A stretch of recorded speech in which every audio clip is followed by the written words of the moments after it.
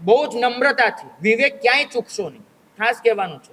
હું તમને વ્યવસ્થાઓને તહસ નહસ કરવાનું નથી કહેતો, પણ વિવેકપૂર્વક નમ્રતાથી કહેવું પડશે કે સાહેબ, જૈન સમાજ સાચવી શકે એના કરતા ઓલરેડી પ્રતિમાઓ ઘણી વધારે છે.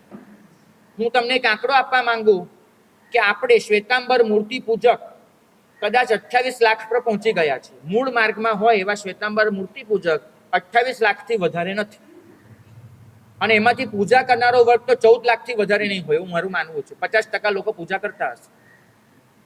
એની સામે શ્વેતાંબર મૂર્તિ પૂજક સમાજે સાચવવાની હોય એવી પ્રતિમાઓ કદાચ 50 લાખ ઉપર છે.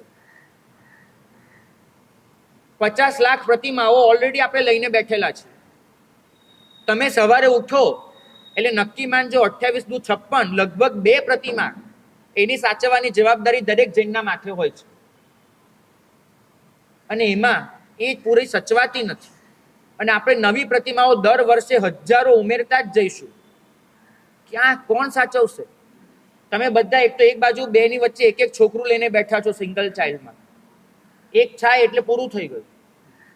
દર વખતે તમારી વસ્તી દર જનરેશન પર અડધી થતી જાય છે, અને એ અડધી વસ્તી એની સામે પ્રતિમાઓ વધારતા જ જઈશું. આચાર્ય ભગવંત જ્યારે કહે કે હવે આપણે અહીંયા આવ્યા છીએ 4 પ્રતિમા નવી ભરાવવી છે, તો આચાર્ય ભગવંતને કહેવું પડશે કે સાહેબ, પ્રતિમાઓ ભરાવવાને બદલે પ્રતિમાની પૂજા કરે એવા લોકોને ભરાવવા માટે અમે તૈયાર છીએ, કહેવું પડશે. તો આચાર્ય ભગવંતની પ્રરૂપણા બદલાશે, બાકી નહીં બદલાય. કારણ કે એ લોકો તો એવું જ સમજે છે, મારે આ કાગળો એટલે લોકો સુધી પહોંચાડવા છે, આ બધા આચાર્યો સુધી એનું ખરેખર પહોંચાડવાનું છે. આ શાસનના જવાબદાર દરેક આચાર્ય સુધી આ તમારા કાગળો જવાના છે.